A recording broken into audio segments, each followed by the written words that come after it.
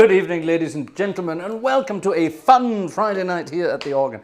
We're having fun tonight, and we're going to have lots of fun tonight. Now, nobody in the chat, I was following the chat, and I don't think anybody noticed what the first number was. Did anyone know what it was? I will give you 10 seconds to find out. The first number was a very important piece of music for, believe it or not, the recording of organs. Yeah, work it out. Let's see if someone can work it out. I'll say one thing. Oh, I forgot to do something. Hold on. I forgot to tell my computer it needs to prioritize. Come on, task manager. There we go. We need to do this every time. It's most annoying, but it does work.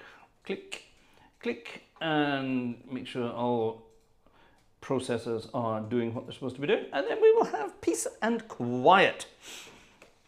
Something jazzy. That's right, Colin. Something jazzy is quite right. No, not coquette, says C.// C drive.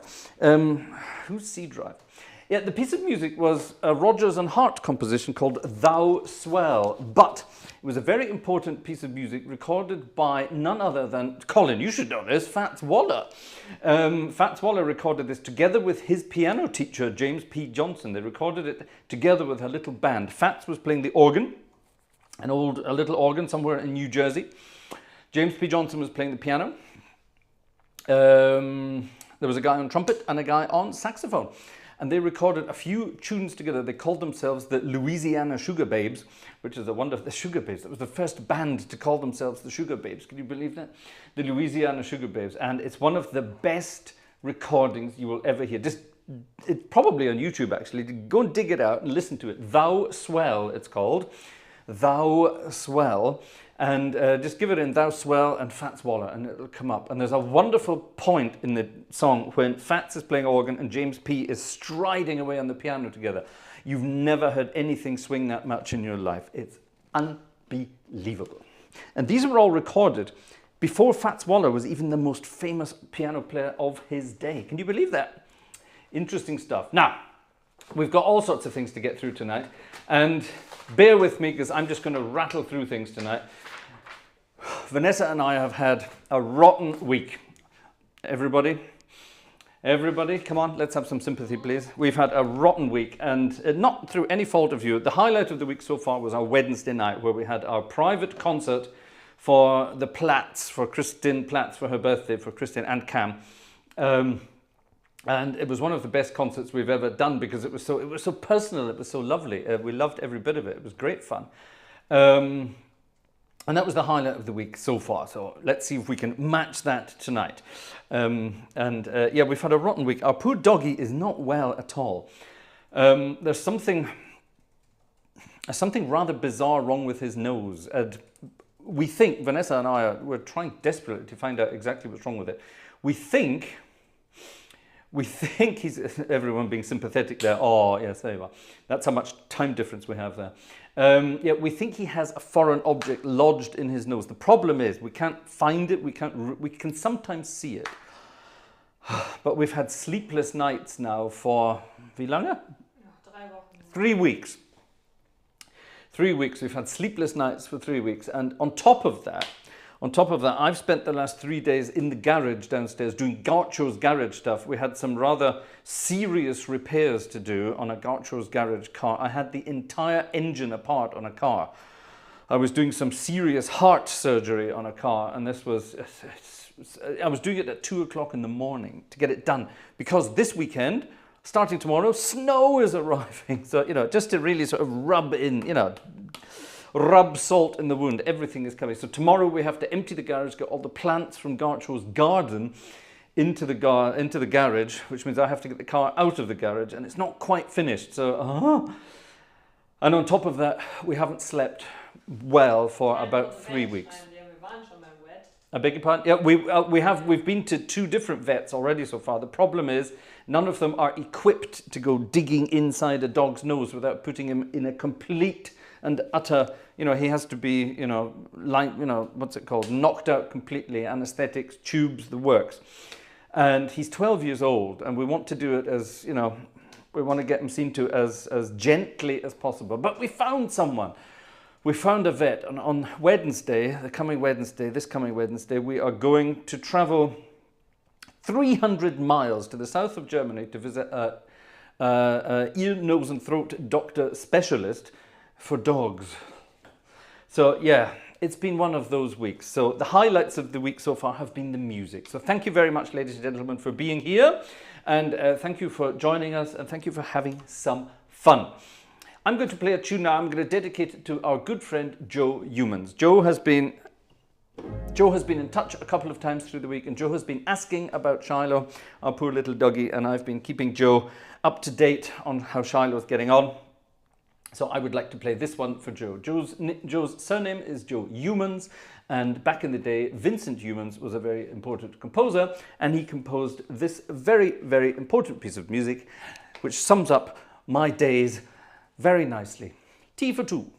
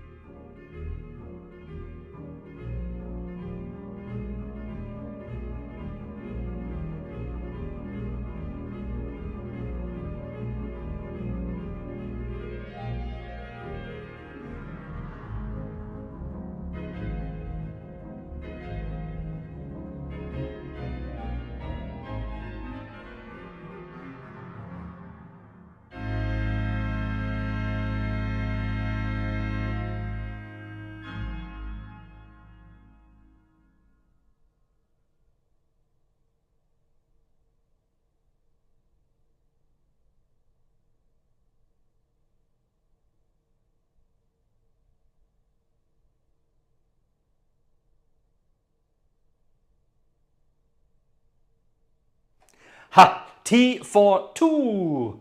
Ah, exciting stuff. Now then. Actually, hold on a minute. No, I was going to play this piece of music here, but I think we might save this until we get to theatre organ land later. It's actually a boogie-woogie. Well, it's kind of boogie-woogie, really. Our friend Reinhard M, requested a wonderful piece of music, and it's, yeah, definitely something we could get away with later. So we'll do that in the theatre organ. Now, here's a brand new piece of music, never before performed in public. At least I don't think so. So, sight reading time.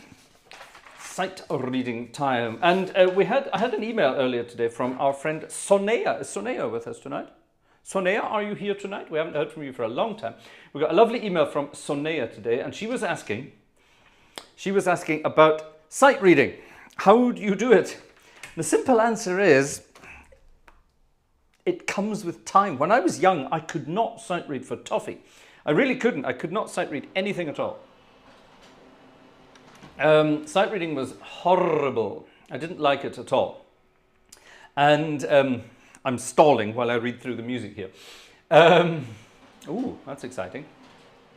Yeah, I couldn't sight read for toffee at all. And then, I don't know, it's at some point in my life, it just went click. I don't know, let's find out. What about you in the chat? How many of you are good or bad at sight reading? And tell us why. For example, Jerry. Jerry's here tonight. And Jerry is a very professional organist, a stunningly professional organist. And what about Jerry? What about you and sight reading? Is that a thing you can just sit down and do? Or do you have to work for hours at it? What about, I don't know, Alexander Wunderlich is here tonight. Alexander is also a very accomplished musician. Alexander, what about you and sight reading? Can you? What's it like? Who else do we have here tonight? Who's Opus 3? What about Opus 3? Was mit dir? Und vom Blatt lesen. Wie sieht's aus? Wie sieht's aus? Yeah, let me know in the chat there your experiences with the world of sight reading. Vom Blatt lesen. With me, with time, it just suddenly came. When I started conducting is actually when I learned to sight read properly. When you're suddenly faced with, I don't know, let's say, well, a choral score with 4 lines of music plus perhaps 3 for an organ or 2 for a piano in accompaniment.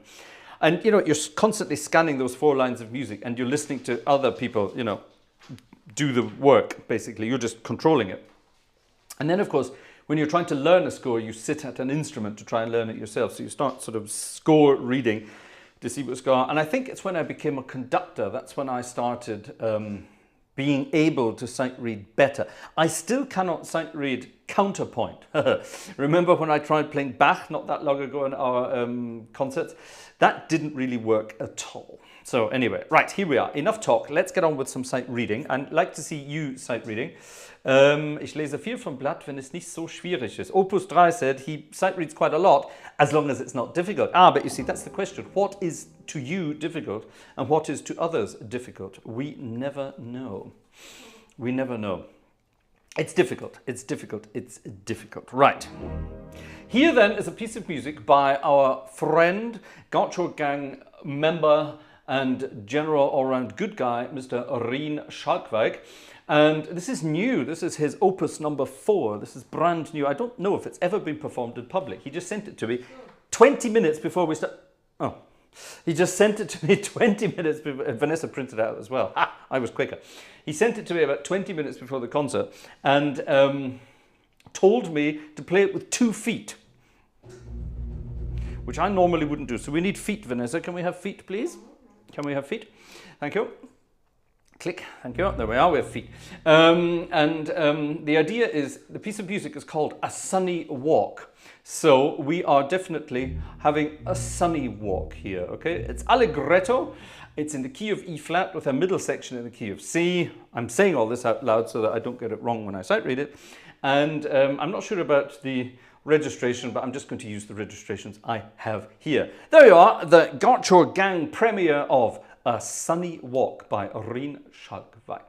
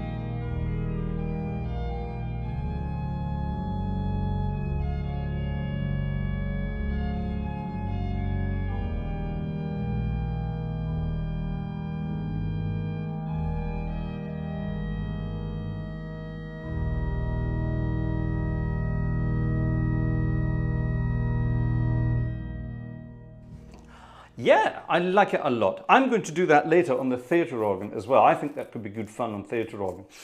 We need to get more registration changes and more different manuals in there. I like it though. Now, back to sight reading. As you noticed, the piece kept evolving as I was going. I worked out the rhythm the second time I played the melody, right? And then the middle part, I kept changing harmonies around because my brain was expecting something different. So that's something else about sight reading. You sometimes expect something different to come up than what actually does come up. Right, I'm keeping that there because we're going to play that again later. Reen, I love it. Thank you very much indeed. What's that then here? Oh, what's that? Here's some more sight reading, ladies and gentlemen. This is for Yellowbird. Hello, Yellowbird. It was Yellowbird's birthday a while back. And Yellowbird got some exciting things there. Oh, by the way, ladies and gentlemen, I have to thank you in advance for your concert tickets this evening. All of your tickets this evening, any tickets purchased this evening, will be going towards our vets trip with Shiloh next Wednesday. We've got to travel, what did I say? We've got to travel, well, it's 900 kilometers there and back. So that's, what is that? That's 500 odd miles there and back. More, I think, 600 miles there and back, roughly. Around about 600 miles there and back.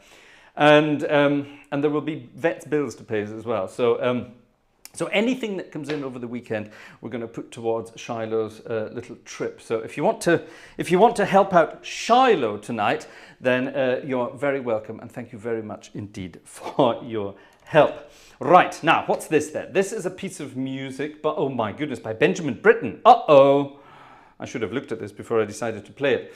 Okay. Oh, I think we can get away with this. I think we can get away with this. Yeah, this is something we can definitely play around with. Benjamin Britten. Benjamin Britten is one of those composers. Here we are, anecdote time. There's a few anecdotes tonight, actually. Benjamin Britten is one of those composers with a family connection. My great aunt, she's there behind us, watching us,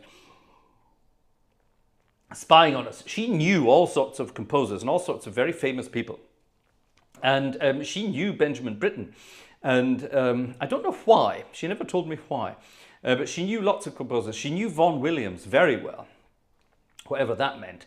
But she told me as well she knew Benjamin Britten, and she said she was always wary of him because he was different, she said. So there you are. Anyway, sadly I wasn't around to know any of these people, but that would have been fun, wouldn't it? I wonder. Right, this is for Yellowbird, and this is something called the Lincolnshire Poacher, or the Lincolnshire. The Lincolnshire Poacher, it says here original key, C major. That makes it not easy to read. Everyone thinks C major should be dead easy. Well, it's not. C major is the most difficult one. When you've got lots of flats and sharps, it's easy to sight read because you know where the sharps and flats are, but all white keys are the same, so it's it's sometimes difficult. Anyway, let's find out what the Lincolnshire Poacher is up to. Shall I read you the first verse? When I was bound apprentice in famous Lincolnshire, full well I served my master for more than 7 years. That's to rhyme, I suppose. Till I took up to poaching, as you will quickly hear. Oh, 'tis my delight on a shining night in the season of the year. All right, so it's a young guy who decided to go and start poaching. Poaching means pinching edible stuff, mainly living edible things like fish, rabbits, deer, cows. Can you poach cows? I suppose you could if you had a big enough van. Anyway, let's find out what the Lincolnshire Poacher is all about. There may be some improvisation involved here.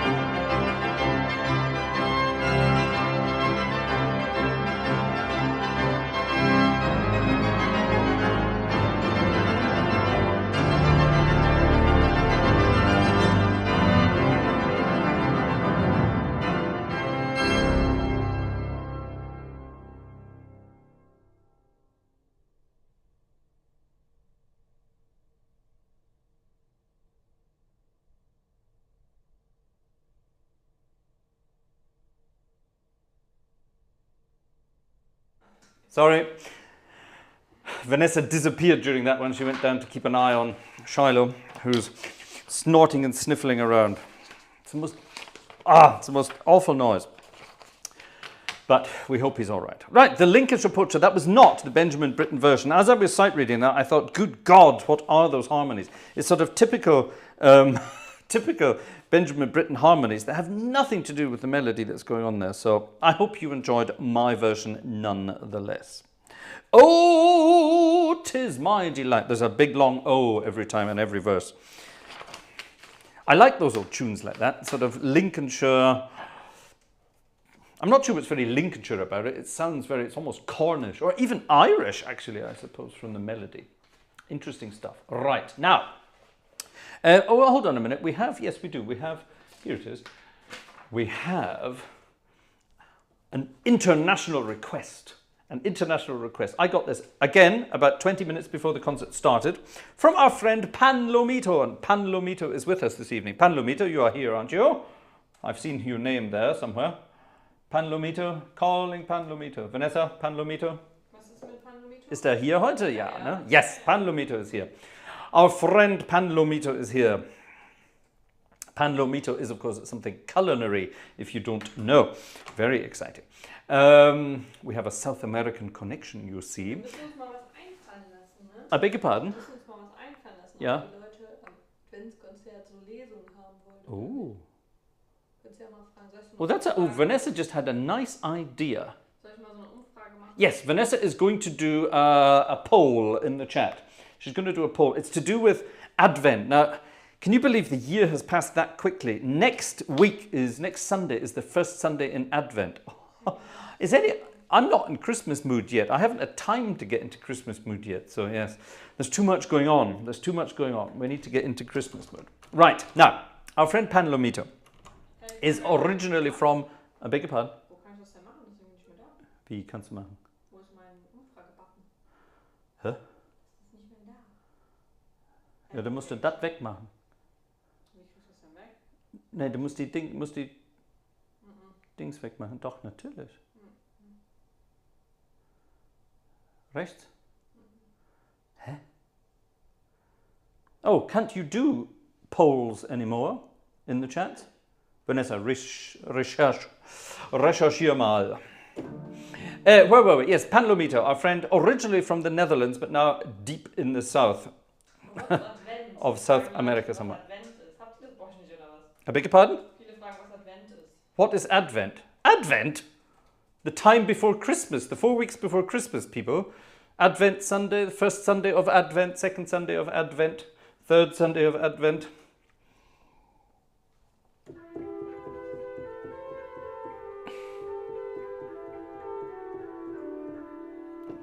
All of that is coming next Sunday.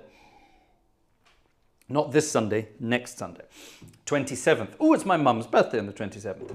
Oh, we shall have to sing happy birthday for my mum on the 27th, shan't we? Yes, definitely. Good. Anyway, back to Pan Lomito, sorry. And Pan Lomito sent me this Dutch hymn. Wij moeten houden zingen. There you are. Wij moeten houden zingen. I promised I would get that right. Rien helped me with that. Which means we would love to sing to God, or something along those lines. Wij moeten houden zingen. I'd love to be able to speak Dutch, but unfortunately you need to have a cold, I think, to do it really very well. Anyway, and Pan Lomito wrote to me and said, this is a circle of fifths hymn, and he loves it. Let's see what we can do with it then. I've never played this before, but it looks rather simple and therefore effective.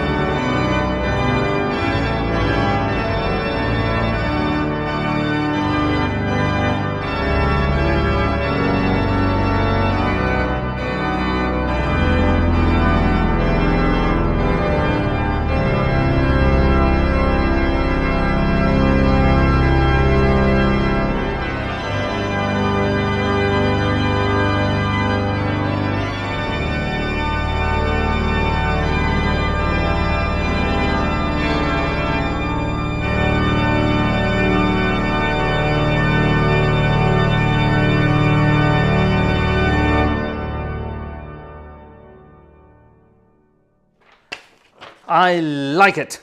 I like it. I like things that are simple like that. You can play around with them and you can play around with the harmonies. And Pan Lomito, I hope you noticed, I added lots of different circle of fifths movements in there. I even added some Russian sixths. What the hell is a Russian sixth? Well, when you've got this, and you move to that. Yes, there are different kinds of sixths, and some of them are. There's the Russian sixth. There's the Italian sixth. There's all sorts of sixths. Right then, we're going to play some music from the British jazz scene this evening. And once we move to the theatre organ, we're going to play something very exciting indeed from my old friend Humphrey Lyttelton. Our friend Reinhard, who we're going to play this in a moment, he requested something by Humph Lyttelton. And Humphrey Lyttelton was an incredibly posh, he went to Eton, incredibly posh guy, but decided to take on the sort of role of a seedy jazz musician, as he called himself. That's what he called himself, a seedy jazz musician and a journalist. And he was on radio for years and years and years. Everyone remembers Humphrey Lyttelton from BBC Radio. There was a quiz called Sorry, I Haven't a Clue. And nobody knew what it was about. There was a game in there called Mornington Crescent, and nobody ever worked out how it worked. And I met Humphrey Lyttelton a number of times throughout my career. Humph, exactly. Met him a number of times. I'll tell you about that later, though, when we play this piece of music. However, in other news, Humph was one of the British jazz guys who did his own thing, and then there were others who sort of did similar things, and there were the three B's: Barber, Ball, and Bilk. Chris Barber, Kenny Ball, Barber, Bilk. Acker Bilk, sorry. I can't speak now. Chris Barber, Kenny Ball, and Acker Bilk. And over the years, I had the privilege of playing with all three of them. My mum will remember the very famous night we spent together with Kenny Ball. And my mum helped Kenny Ball get through the evening. Kenny was a little worse for wear. I think that's one good way of saying it. And my poor mum helped Kenny along.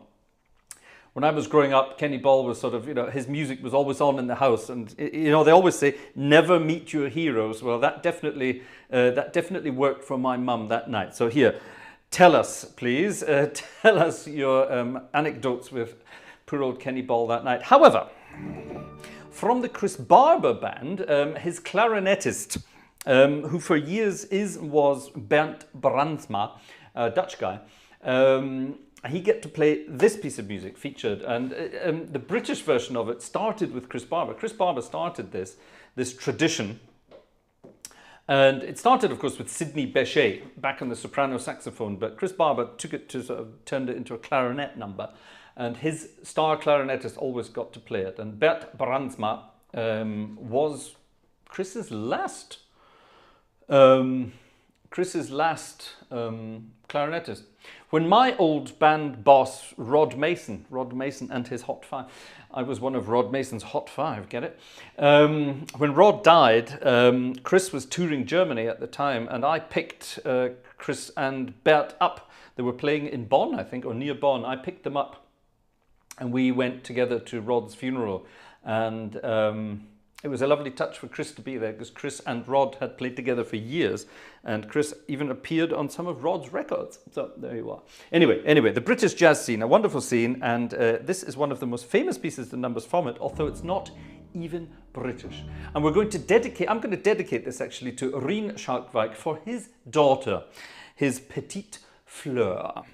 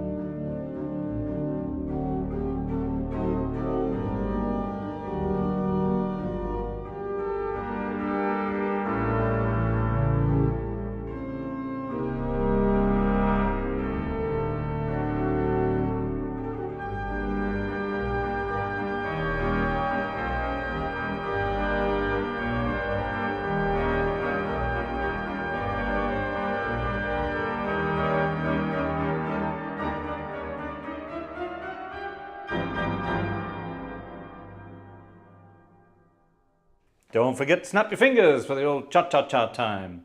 Yeah, wonderful stuff. There's actually a nice link with this number here, Petite Fleur. That band I was telling you about, Rod Mason and his Hot Five. Our clarinet player and soprano saxophone player was Andy Leggett, a guy from Bristol. And he loved telling us he was from Bristol. Anyway, centre of the universe, Bristol. Anyway, and Andy played a mean version of Petite Fleur, one of the best actually. Andy had a way, he had a metal soprano saxophone. He had a metal clarinet as well. Sorry, he had a metal clarinet, but anyway, this soprano saxophone, and he had the Sidney Bechet sound. He had that sort of that amazing vibrato that only Sidney Bechet could do, really. And Andy could, he could really get that thing to sound like Bechet. It was amazing.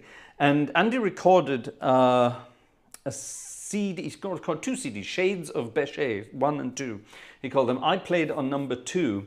And that CD got sent somehow to Humphrey Lyttelton at BBC Radio 2, and Humph played, I think he played 2 of the numbers on the CD, and even Humphrey said it's the closest he'd heard to Sidney Bechet. So there you are. So, famous days, the old British jazz scene. Here's one for our poor old Shiloh, who's downstairs just now feeling sorry for himself. Let's call this one. It's from Jerome Kern, and I'm guessing Dorothy Fields, but I'm not terribly sure. It's called Pick Yourself Up, and it was one of Fred Astaire's most famous numbers.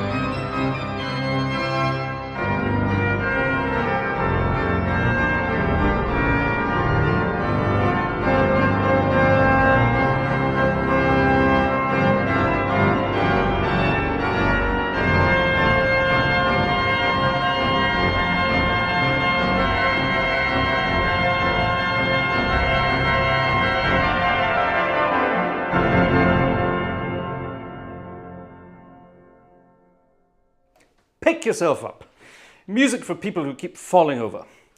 Like Kenny Ball. I think Mum wrote, did Mum write an answer? She did, didn't she? She wrote something about keeping poor Kenny up on that night. It was at a jazz festival somewhere up north of Düsseldorf, and my parents were here visiting, and I took them along to it, and we had a great fun time. As did Kenny. Kenny Ball had a wonderful time. And Kenny had such a wonderful time, he kept falling over.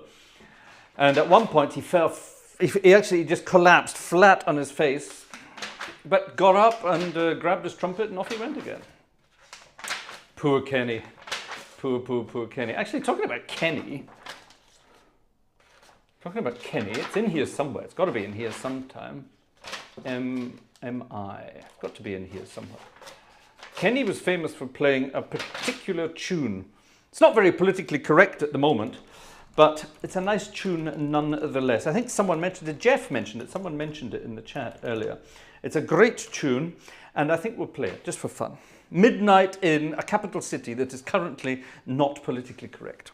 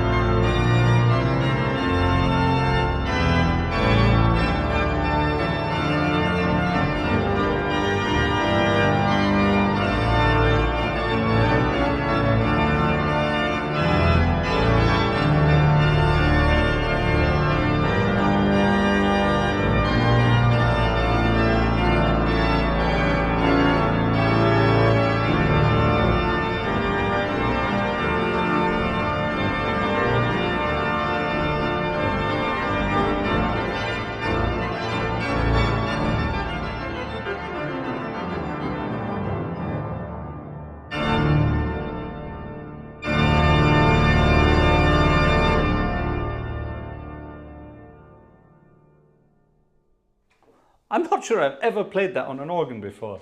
Midnight in Moscow, an old number from our old friend Kenny Ball. An old number from our number. Right, we're going to move to theatre organ land. We're going to move it to theatre organ land right now, ladies and gentlemen. So bear with me while we change instruments, because we're going to have some fun here. Oh, yes, yes, yes. We've been having fun so far, haven't we? How are ticket sales going this evening, Vanessa Gartshore?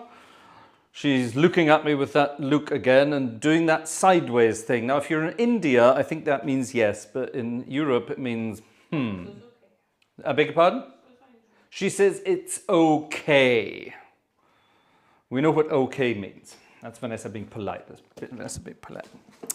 So, thank you very much for your tickets this evening, ladies and gentlemen.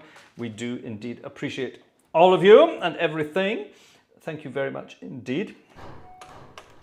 And now, we are in the world of theatre organs, complete with the pianos, which means it's time for some boogie woogie. But we're doing boogie woogie in the Humphrey Lyttelton style. I told you we were going to do a piece of music by Humph.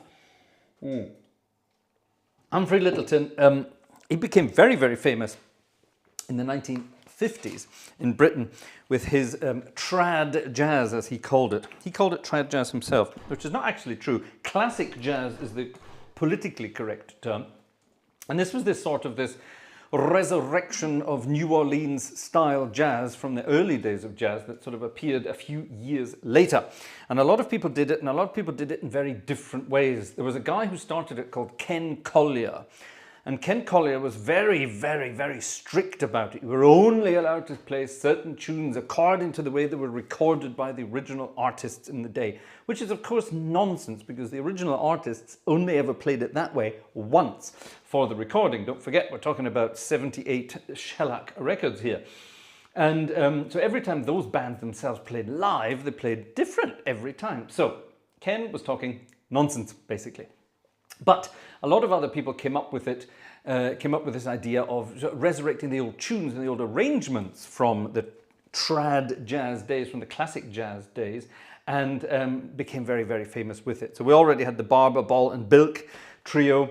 They did it for a long time. It started kind of with skiffle music, you know, Lonnie Donegan and that kind of thing. He started with it as well, a little bit. But this guy, Humphrey Lyttelton, he sort of took it a stage further, and he took the old classic jazz and sort of modernized it a little bit and turned it into that very British style jazz that we know and love, if you know what I'm talking about. Go and look up Humphrey Lyttelton. What a wonderful name. Lyttelton with Y, of course. Not little with I, little with Y, T-T. Humphrey Lyttelton, a wonderful guy. And a very, very well-educated guy. Went to Eton, which is like the poshest school in the world. Studied at Oxford, as far as I remember. You know, over the top to be a jazz musician, but wonderful guy. And I first met Humph, my dad and I went to a concert in Inverness. Where was it? It was in the Cummings Hotel. There you are. Is the Cummings Hotel still there on Church Street? Mum or Ian, is the Cummings Hotel still there? Does it still do concerts? And yeah, and Humph and the band were playing in the back room of the Cummings Hotel. And my dad and I went along to this concert, and I was absolutely fascinated by Humph's piano player, Mick Pine, as far as I remember. I'm sure it was Mick who was playing in those days, Mick Pine. And he, of course, played this number.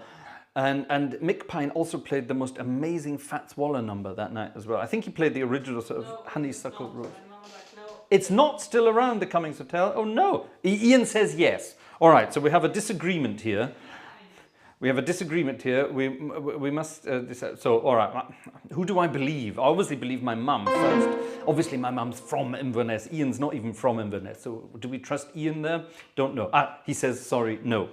There we are. Anyway, but that's the first time I met Humphrey Lyttelton back in the Cummings Hotel. When would that have been? That would have been in the 80s, the mid-80s, mid to late 80s. And I was very young at the time. I remember that I could only have been about 13 or 14 or something. And I was taken to this jazz concert. Everyone was getting drunk around the bar, including most of the band. And my dad and Humphrey Lyttelton were having various conversations about all sorts of things. And I was talking to Mick Pine the whole time, the piano player. I was fascinated by this guy. And I think my dad sort of said to Humphrey Lyttelton, you know, he wants to play jazz music. And Humph sort of said to me, yeah, go for it. So there you are. So that was my first memory of Humphrey Lyttelton. He told me that playing jazz music would not be a bad thing. So there we are. So thank you, Humph. And thank you, Dad, for taking me. So anyway, here we go. Now, Humphrey Lyttelton made it into the charts with his music, with a piece of music. It's just a blues. It's just a blues, just a boogie-woogie, in fact, for that matter. It's called the Bad Penny Blues, and this was requested today by Reinhard. And it's quite difficult to play on an organ because it is actually a proper boogie-woogie. One of those boogie-woogies, if you don't mind, as well. So I think what I'll do, I'll start off by playing the piano, and then I will eventually add feet and pedals to it later. Let's see what we can do. Enjoy this then. It's a boogie-woogie, but we're going to call it the Bad Penny Blues, and I will play some of the Bad Penny Blues themes. Good heavens, that's the right tongue twister, that one. See if you enjoy it. Here we go. It's in the key of E flat, if you're interested. That means there are 3 black notes in the key signature. However, when you're playing blues, it means you can use any of them.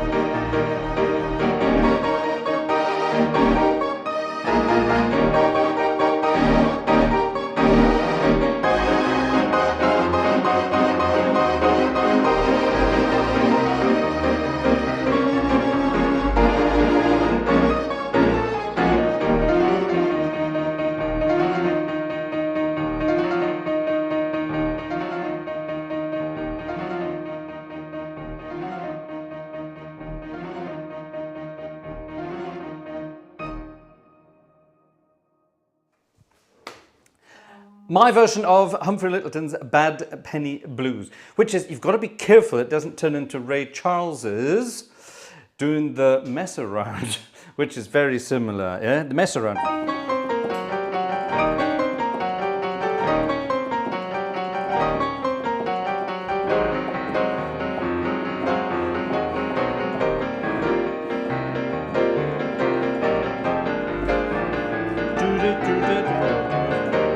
Got to be very careful you don't get into that.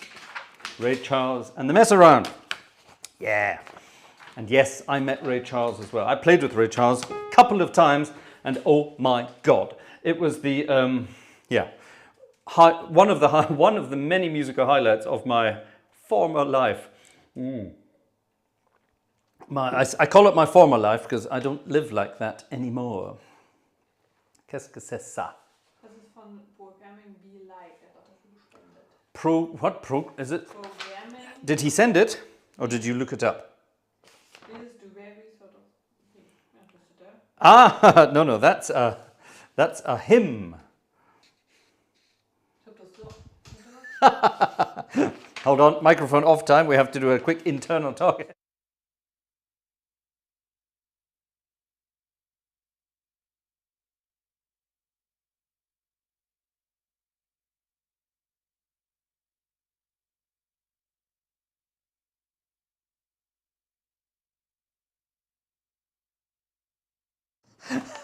Okay, I take it back. I was wrong.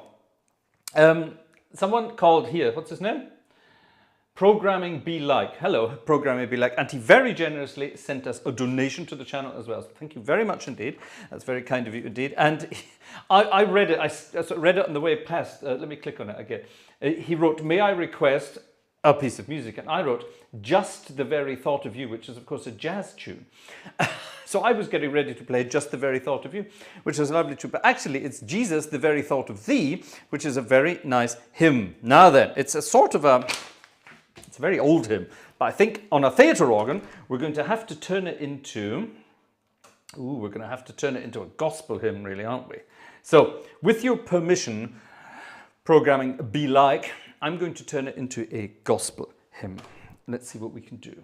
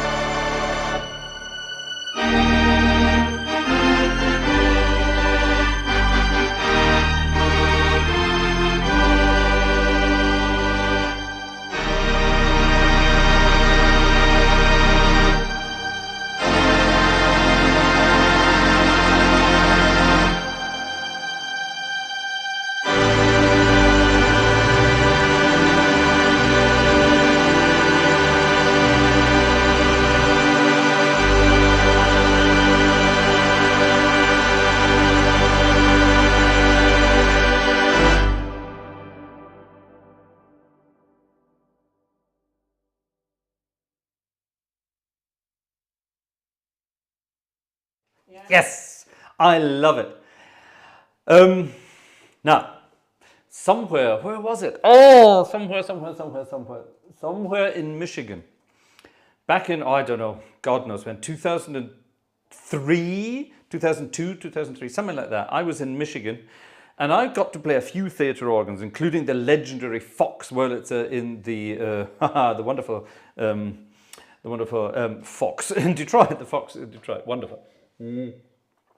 I got to play the Senate Theatre in Detroit, which is also a wonderful instrument, but I played some, I can't remember where it was. It was somewhere around Detroit anyway. There was a theatre organ in a church, not a large theatre organ, but it was something rather rare in America. It was a large church with an enormous acoustic, and it had this kind of, that kind of feel to it, a big acoustic. Now, when I played the Fox Detroit, excuse me scratching myself like Ray Charles, by the way, but I've been working on the car all week in the garage, and I've been playing with so many chemicals and scrubbing myself clean every day. I think I've removed a layer of skin. It's called peeling, I suppose. It's itchy as hell. But yeah, and you know, these big theatres, they have this amazing acoustic, which I've tried to recreate here in Hauptwerk. The organ actually sounds like, let me show you exactly what it sounds like. If I do that, this is what the organ sounds like when you buy it.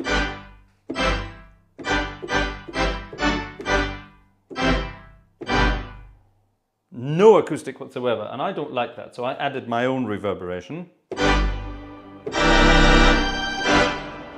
Haha, which makes it sound much more exciting. Whoops. Much more exciting indeed. Yeah, but yeah, playing hymns on theatre organs is a wonderful experience. Thank you very much for that. Programming be like. So thank you very much indeed for that. Now we've had another request. That's a live request that we can see. This is great, people. This is lovely. Thank you very much. If you request, you know, if you get your requests in, we like to play as many requests as possible. We do have an enormous list of people who request things. And we always try to make sure that people who request new things, that's important, new things get chosen first. And obviously, if people are paying for requests, we try to get them in as quickly as possible as well. So, yes. Now, Reen also put in a donation there, thank you, Reen, and said you have to get this organ. Yes, you definitely have to get this organ. It's wonderful. I thought you did have it, though. Didn't you already? Anyway, now, our friend, it was Orgelhase, wasn't it? Who requested this? Orgelhase, which means organ bunny. It translates to organ bunny. There aren't many bunnies in the organ world, but anyway, yes, organ bunny, Orgelhase 123, requested a jazz standard from the good old days. And he put in a donation for it because this is a piece of music that jazz musicians only play when people pay money. And in most pubs, jazz pubs around the world, there's a sign on the wall that lists prices for various pieces of music that people want all the time. So, for example, Petite Fleur is a very popular one. And I think Petite Fleur, let's see, there's a pub in Düsseldorf. If you want Petite Fleur, I think you have to pay 20 euros for Petite Fleur. I think that's right. If you want something like Royal Garden Blues, which everybody wants, I think that's 30 or 40 euros. But if you want the piece I'm about to play, you have to pay 100 euros. And the piece of music is, of course, When the Saints Go Marching In. And it's actually, believe it or not, an old gospel number that the jazz people took over. Let's see what we can do with it. What key shall we play it in? Vanessa, name me a key. I will play a spontaneous key. Welche Tonart? A. What? A? She wants me to play it in A major. Oh, for heaven's sake. Give me a second key to modulate to. D. What? D. D? God, you choose that. You know me well, don't you? Two of the keys I hate the most. E flat, right. Okay, so A, D, and E flat. Those are Vanessa's requests for keys. Oh my God, right. Let's start in A. I've never played this in A before. Thank you.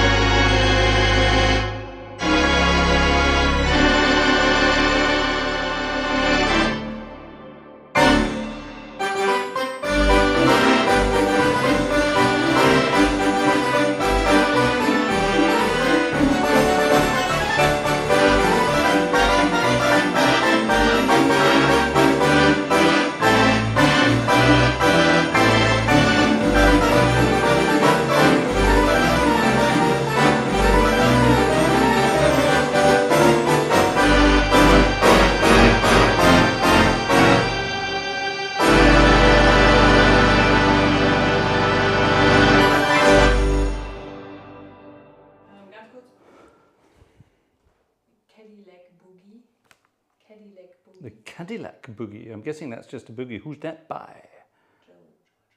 Oh. Oh. Brauchst du irgendwas an Noten? I don't know. I don't know. That's the one.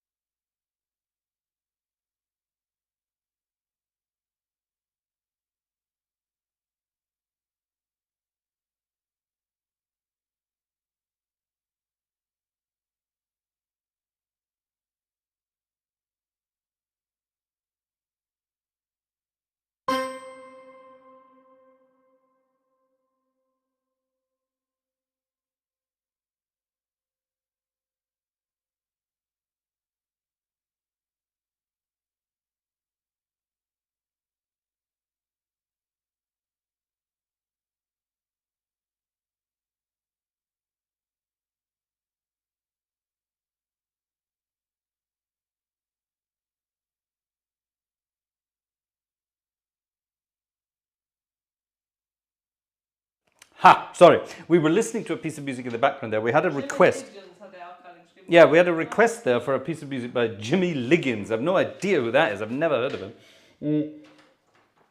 But we just heard it, and he's one of those guys who had like the Louis Jordan style, of shout music, as it was called, back in the day. I'm guessing it's from the 40s, is it? Wann war das? Steht es da? It sounds like 40s. Pre-rock and roll, anyway. Also von 1918 bis 83 hat der Typ gelebt. Ja, das ist mir klar. So, warte. We're looking. Okay, and Joe requested a piece of it. It's one of those wonderful pieces of music. It's, you know... Noten davon, ne? I beg your pardon? Noten davon, oder? Really? Ne? I doubt it.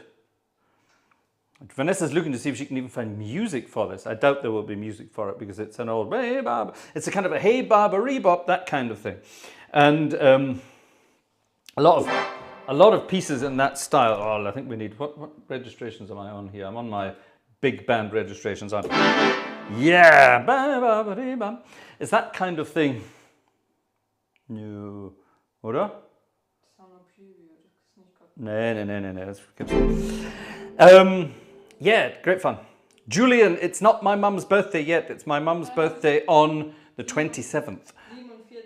Next, yeah, it was so 1947. I was right with the 40s then. It's that kind of music. It's pre-rock and roll. But because it was performed by music of a slightly darker skin color, it was not called rock and roll yet. That came, you know, that appeared when Elvis took over, and who started all that? Elvis and Jerry Lee Lewis and all the rest of that, and they were basically taking, you know, black music of the day, and because there were white guys playing it, it became more popular in the media. That's just the time it was. It's, you know, rotten when you think about it now. But these guys, nobody invented rock and roll. These guys took rock and roll from it before. So someone like Louis Jordan or your man Liggins here. And who are the other ones? Wynonie Harris. Remember Wynonie Harris? Anybody? Wynonie Harris. And it was a style, it was called shout. And there was a band in the background playing boogie beats. And the guys, there wasn't really sort of a melody to it. They were just shouting the lyrics.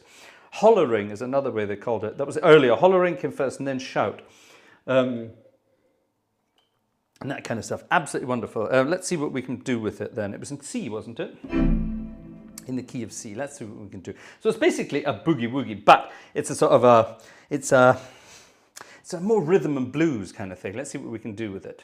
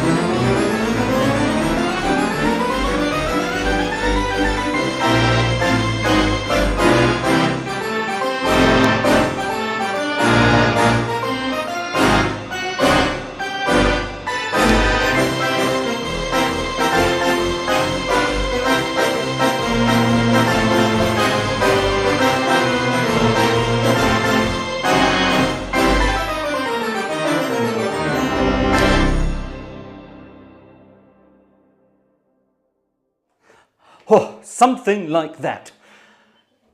That's actually, it's a lot more difficult to do on an organ than you might imagine. Let me tell you for why. Because getting that rhythm right is more difficult than you think. You've got to really get the bass line.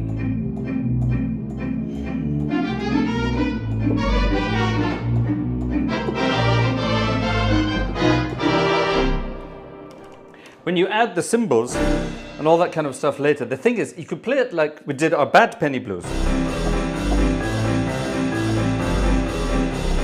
Yeah?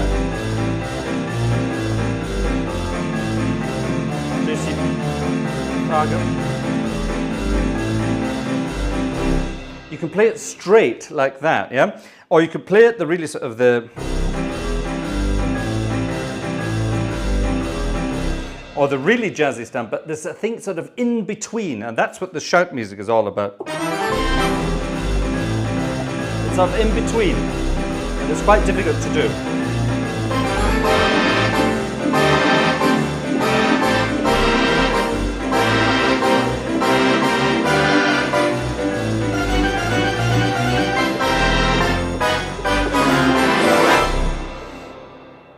It's quite difficult to do, but with a tiny bit of concentration, it sometimes works. Ladies and gentlemen, it's very, very, very close to midnight. And you know what happens at midnight? Vanessa and I turn into pumpkins, and we have to go and fall asleep in a corner. Earlier today, this afternoon, I was working in the garage all afternoon, and I came in early evening, and as is tradition in the Gartshore household, we sat down on the couch together. And with the dog joined us on the couch as well. And within about 30 seconds, all three of us were asleep. And that's dangerous. That's dangerous, doing that kind of thing during the day. So yeah, Vanessa and I desperately need to get some sleep, catch up on some sleep. So, ladies and gentlemen, I do hope you accept my apologies. We have to finish on time tonight. And... hope you had a wonderful time with us. It was a fun night tonight with fun music all round. That's what it's all about. Sunday night will be some fun end of church year hymns and fun as well. So do join us on Sunday night for some end of church year fun hymns. We'll be having fun on Sunday night as well. And then from next week, from the 27th, apart from, of course, my mum's birthday, the 27th, I think I've said that a few times now. Apart from that, we will be, of course, calming things down a little bit, at least for part of the concert. You know me, I can't play calm concerts. We've got to enjoy ourselves as much as possible, even during Advent. Ladies and gentlemen, thank you so much for being with us this evening. That was a Friday night is music night. Time then to finish with the good old-fashioned Bye Bye Blues. See you on Sunday.